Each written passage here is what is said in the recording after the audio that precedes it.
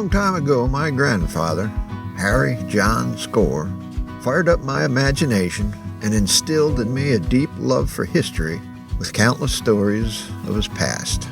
Now, I am a grandfather with stories of my own to share with my granddaughter, Hannah. Oh, and now, with the help of the World Wide Web, I can share them with you. Simple little tales of life from years and years ago.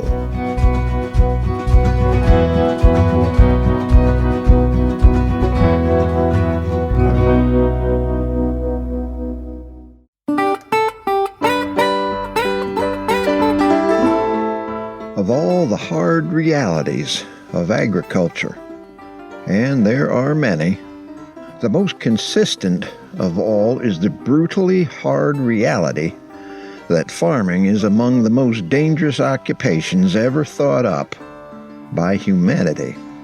Ask any farmer you can find and they will tell you they and many they know have been injured on the job, some seriously. My first injury was from a head-on collision with a cow at the early age of 3. Don't remember how old the cow was. She wasn't hurt anyway. In my circle of local farm families and greater farm communities around the Hudson Valley, I have known farmers, farm workers, and farm kids who lost fingers, toes, arms, legs, and, sadly, lives from all sorts of mishaps, miscalculations, mistiming, misuse of equipment, and most pervasive of all causes, just plain bad luck. No other occupation I know of is so ripe with so many dangerous, unpredictable variables. Large equipment such as tractors, hay balers, forage harvesters, combines, mowers, to name a few, are all comprised of exposed sharp edges and rapidly moving parts, all of which seem to have an inherent desire to violate the human body. Then there's farm animals. A common dairy cow at first glance poses in appearance and farming lore as the most docile creature on the planet. I can tell you from first-hand experience this is hogwash. Cows are large, clumsy, have limited intelligence, are extremely unpredictable, and spook easily, quickly, and for no logical reason. Trust me, the true nature of a cow is far from docile. As for the rest of the traditional farm menagerie, they all have their darker sides, from sheep, goats, and even to a seemingly harmless chicken. I personally have had the misfortune of being on the wrong side of all of them. Some of these learning moments will be the fodder for further episodes. However, perhaps the most unusual of these is a close call told to me by my grandfather that occurred 3 years before I was born. It was 1947, the year my family moved on to the Mills farm. At that time, a young man, Rennie Holbert, worked for my grandfather. Rennie was a good man and an intelligent, hard worker. When my family first moved onto the farm, there was a mountain of work to do. Or perhaps more to the point, there were boulders of work. Some of the fields contained several large car-sized rocks. Just as machinery are hard on humans, rocks are murder on machinery. One way or the other, they had to be removed.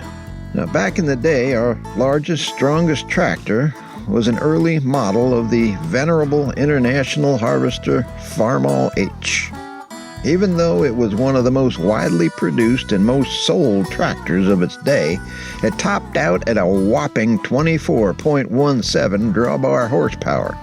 Not bad back then, but by today's standards hardly rates more than a glorified lawn tractor. It most definitely lacked the stuff to pull out an embedded boulder much larger than a football. But that's all we had, other than a 1920s era McCormick 1020 tractor already on the doorstep of obsolescence. The two tractors together were not up for the task. Therefore, something else was needed to knock those boulders down to size. Dynamite. That was the answer. And in 1947, unlike today, it was easy to be had. It was just another farmer's tool. A stick or two of dynamite placed strategically under a big rock quickly and handily made smaller rocks that the Farmall H could easily pull out of the field. Once the rocks were gone, the fields could now be plowed. Now, this is where the close call happened. Rennie was plowing with the old 1020. All was going as usual, as plowing in those days would, until my grandfather happened to look across the field and saw the tractor stopped, with Rennie sitting on the ground next to it with his head in his hands. From a distance, this appeared as if Rennie was somehow injured, so my grandfather rushed over, ready to give whatever aid was needed. But upon reaching the scene, he discovered Rennie heavily breathing, but otherwise there were no other visible injuries. Apparently, Rennie had stopped to take a break from the hot midday sun and from the old tractor's constant bouncing and vibrating. The heavy breathing was caused by shattered nerves, which in turn were caused by something he discovered under the rear wheel. Now, let me describe something important to this incident, namely the rear wheels of this particular tractor. They were steel wheels with lugs. You old farmers don't need a description, but the rest of you most likely do. Back in the day, believe it or not, rubber tires on tractors were an extra, more expensive option. But by the mid to late 40s, this began to flip and rubber tires became standard. However, this tractor still had the steel wheels. The rims were large, flat bands of steel. At intervals around these bands were bolted triangular-shaped lugs designed to create traction to pull things. That's what tractors did, thus their name tractor. Back to the incident. My grandfather asked Rennie what was wrong, but Rennie couldn't speak. He was too flustered. All he could do was point to the rear wheel and the flat rock he was resting on. There, between two of the wheel's lugs, resting on that flat rock, was a stick of dynamite with the blasting cap still attached.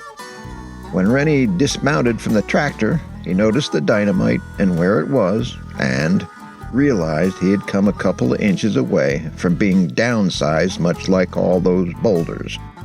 It took the poor guy a few moments to get himself together, but much like brothers Dave and Jim a few years later in the Ford pickup incident of episode 4, there were no cuts, no bruises, no broken bones, and most fortunately, nothing went boom.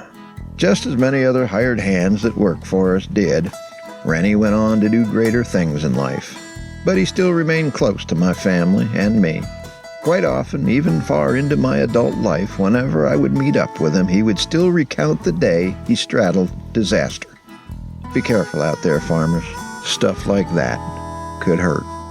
And that was years and years ago.